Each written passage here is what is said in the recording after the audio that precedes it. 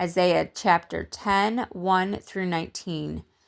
Woe to those who decree unrighteous decrees, who write misfortune which they've prescribed, to rob the needy of justice and to take what is right from the poor of my people, that widows may be their prey and that they may rob the fatherless.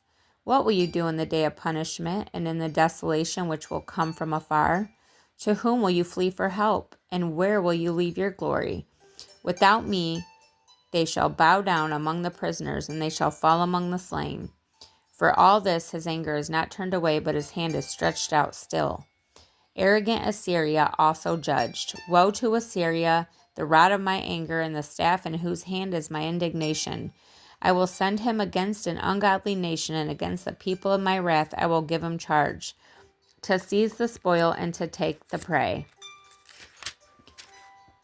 and to tread them down like the mire of the streets. Yet he does not mean so, nor does his heart think so. But it is in his heart to destroy and cut off not a few nations. For he says, Are not my princes altogether kings? Is not Calno like Carchemish? Is not Hamath like Arpad? Is not Samaria like Damascus?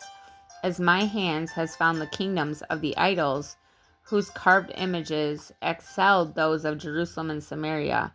As I have done to Samaria and her idols, shall I not do also to Jerusalem and her idols? Therefore it shall come to pass, when the Lord has performed all his work on Mount Zion and on Jerusalem, that he will say, I will punish the fruit of the arrogant heart of the king of Assyria, and the glory of his haughty looks. For he says, By the strength of my hand I have done it, and by my wisdom, for I am prudent.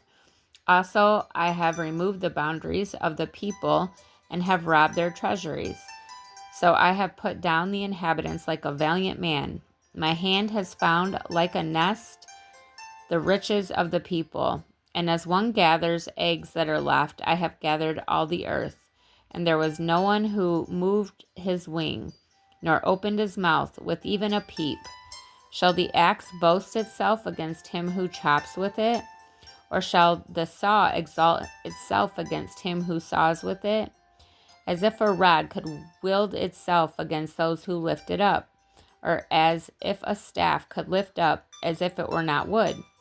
Therefore the Lord of hosts, will send leanness among his fat ones, and under his glory he will kindle a burning like the burning of a fire. So the light of Israel will be for a fire, and his Holy One for a flame.